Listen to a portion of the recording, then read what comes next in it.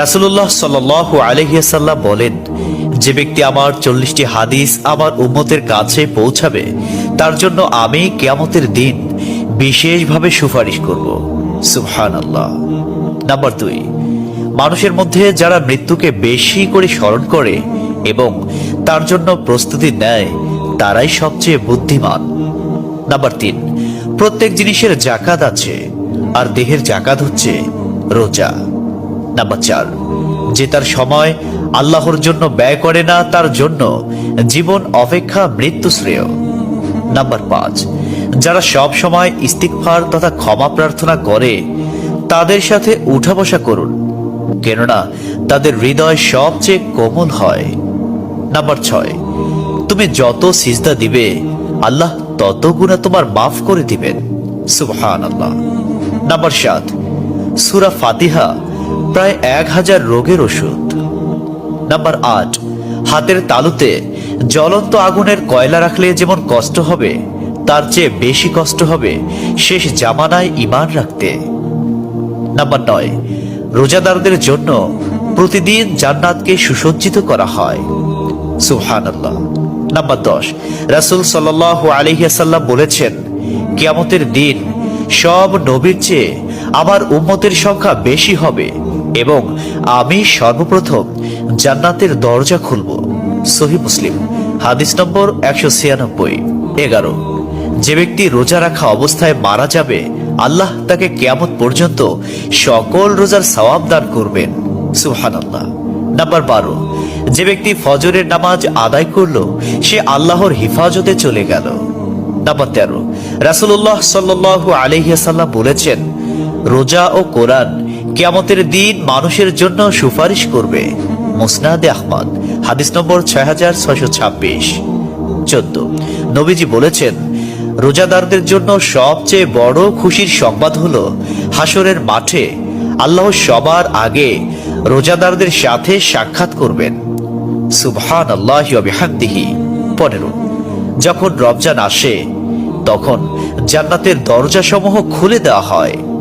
16, রাসূলুল্লাহ সাল্লাল্লাহু আলাইহি ওয়াসাল্লাম বলেন, যখন কোনো বান্দা আল্লাহর দিকে দুটি হাত উঠায় তখন তিনি তা ব্যর্থ বা শূন্য ভাবে ফিরিয়ে দেন না। তিরমিজি, হাদিস নম্বর 502। 17, হযরত মুহাম্মদ সাল্লাল্লাহু আলাইহি ওয়াসাল্লাম বলেছেন, একটি খেজুরের অর্ধেক হলেও দান করে জাহান্নামের শাস্তি হতে নিজেকে হেফাজত করো। সহিহ বুখারী, হাদিস নম্বর 6023। প্রিয় ভাইরা, নাম্বার 18, যদি ভালো হতে চাও তবে সর্বপ্রথম মিথ্যা বলা ছেড়ে দাও। 19, তুমি যখন রাস্তা দিয়ে যাও তখন আল্লাহর নামে জিকির করো, কারণ হাসরের দিন ওই রাস্তা তোমার নামে সাক্ষ্য দিবে। 20, তোমরা সব সময় উযু করো, কারণ কিয়ামতের দিন যারা উযুকারী তাদের হাত পা উজ্জ্বল থাকবে। সুবহানাল্লাহি ওয়া বিহামদিহি। 21, যার দুঃখ বেশি তার প্রতি আল্লাহর রহমতও বেশি। 22, যখনই নামাজে দাঁড়াবেন জীবনের শেষ নামাজ মনে করবেন। 23, যে মহিলা গর্ভাবস্থায় 1 খতম কোরআন পাঠ করবে তার গর্ভের ওই সন্তান একজন নেককার বান্দা হিসেবে দুনিয়াতে আগমন করবে। সুবহানাল্লাহ। 24, চুপ থাকার কারণে মানুষের যেই মর্যাদা হাসিল হয় তা 60 বছর নফল ইবাদত হতে উত্তম। সুবহানাল্লাহ। 25, রাসূলুল্লাহ সাল্লাল্লাহু আলাইহি ওয়াসাল্লাম বলেছেন, জান্নাতের সবচেয়ে নিকটবর্তী আমল হলো সময় মতো সালাত আদায় করা। সহিহ মুসলিম, হাদিস নম্বর 260। 26, যে ধোঁকা দেয় সে আমার উম্মতের অন্তর্ভুক্ত নয়। 27, তুমি জানো তুমি সঠিক তবুও তর্ক করো না, তর্কে জড়াইও না।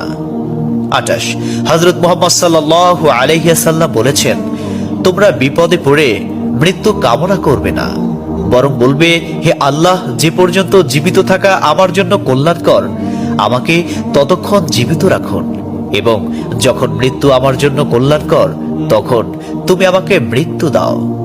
29, সূরা ইয়াসিনকে কুরআনের হৃদয় বলা হয়। 30, হযরত মুহাম্মদ সাল্লাল্লাহু আলাইহি ওয়াসাল্লাম বলেন, মায়ের একটি কষ্টের নিঃশ্বাস 7টি দোজখের চেয়েও ভয়ঙ্কর, আর একটি সুখের হাসি 8টি বেহেশতের সমান। সুবহানাল্লাহ। 31, যে অন্যের বাবা মাকে গালি দিল সে যেন নিজের বাবা মাকেই গালি দিল। 32 রাসূলুল্লাহ সাল্লাল্লাহু আলাইহি ওয়াসাল্লাম বলেছেন, আমি যা জানি তোমরা যদি তা জানতে পারতে তবে নিশ্চয় খুব কম হাসতে এবং খুব বেশি পরিমাণে কাঁদতে। 30 মানুষ যদি মৃত ব্যক্তির আর্তনাদ দেখত এবং শুনতে পেত তাহলে মানুষ মৃত ব্যক্তির জন্য কান্না না করে নিজের জন্য কাঁদত। 34 মহানবী সাল্লাল্লাহু আলাইহি ওয়াসাল্লাম বলেছেন, সূরা ফাতিহা তোমরা ধীরে ধীরে পাঠ করো, কারণ মহান আল্লাহ নিজে তার জবাব দেন। সুবহানাল্লাহ। হাদিস সূত্র মুসলিম 910। 35 রাসূলুল্লাহ সাল্লাল্লাহু আলাইহি ওয়াসাল্লাম বলেছেন, কিয়ামতের দিন যে জিনিসটি মুমিনদের পাল্লায় ভারী হবে সেটি হচ্ছে সুন্দর চরিত্র, আখলাক। আবু দাউদ হাদিস নম্বর 4101। 36 কবরের ভিতরের প্রথম চাপ পৃথিবীর সকল কষ্টকে হার মানিয়ে দেবে। 37 হযরত মুহাম্মদ সাল্লাল্লাহু আলাইহি ওয়াসাল্লাম বলেন, যে ব্যক্তির অন্তরে এক সরিষা দানা পরিমাণ অহংকার থাকবে সে জান্নাতে প্রবেশ করতে পারবে না। সহিহ মুসলিম হাদিস নম্বর 91।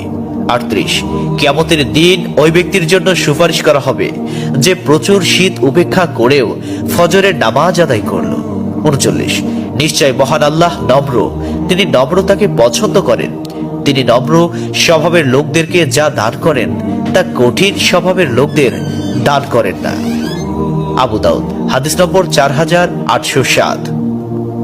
40 কবর মানুষকে দিনে 70 বার স্মরণ করে এবং ডাকে।